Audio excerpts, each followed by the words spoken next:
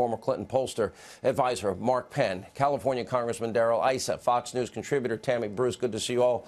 Congressman Issa, you were in there. Hopefully we'll get the transcript tomorrow. I just went over the problems with these FISA applications. Is it true the bulk of information came from the dossier that Christopher Steele doesn't even stand by?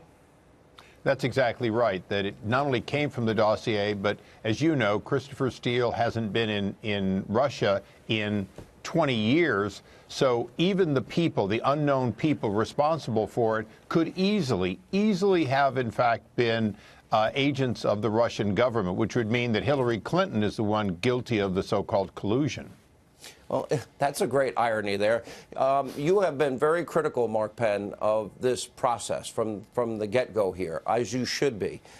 I believe if we have a dual justice system, I'm looking at taxi medallions, I'm looking at loan applications, I'm looking at tax violations. I'm not seeing any collusion here at all. This has gone so far. But I do see issues with Russia with Uranium One, and that is that we had a spy within that network. And we did have a lot of money kicked back in the end. Then I do see issues with this dossier because it's full of Russian lies. And the FBI used it as the basis of the FISA applications. And, in fact, they never verified it. What James Comey just said is false because we know they didn't verify it because Steele doesn't stand by it. Well, I typically urge all Americans to read the dossier because anyone who actually reads the dossier understands that it's a joke document. It's a document filled with nonsense that couldn't possibly be true, that almost reads like an April Fool's joke. And now that we've spent, I don't know, $30 million, investigated almost everyone in a campaign in the administration, there's still no evidence of anything that one would call collusion, and certainly not related to the individual case. If anything, we're drifting more and more back to Monica Lewinsky days by talking about payments to Stormy Daniels and trying to take payments that are clearly not, campaign-related under the definitions that have been ruled by the FEC, and try to turn those into crimes that you associate the president with. It's that whole creep of the special counsel to get the president all over again. And Tammy, it seems that Greg Jarrett explained it very well in terms of the law. And I watched the hysteria on TV, and they're saying campaign finance violations.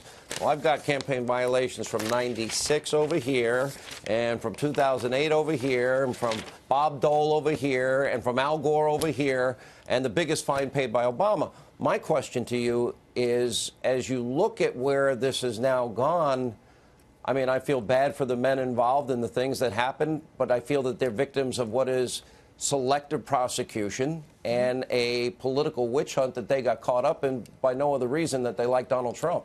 Well, look, this is why we're nervous when there's more regulations and more laws, because we pretty much wake up in the morning as Americans and we're breaking some kind of a law, but then it's selective about how it gets applied, but it's always kind of hovering over you.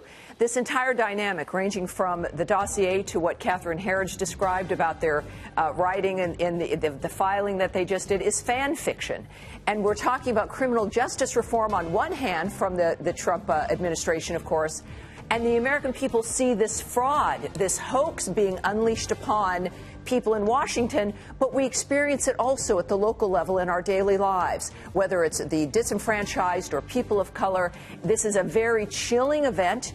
Americans recognize it. They do not like it, and it's up to the president to make sure this dynamic remains clear to the American people about what's happening to them. He can still release the applications, the Gang of Eight information, the 302s, and the email chain. Do you believe, last question, Darrell Issa, we just had comments from James Comey. Do you believe what he said about the FISA warrants was accurate, or did he lie? Well, he's certainly inaccurate. The idea that these things were anything other than falsely granted based on deceiving a federal judge is more laughable than what Mark said about the dossier itself. Ultimately, this dossier is what got them into a business of looking for a crime that didn't happen. Unbelievable. All right. Thank you all.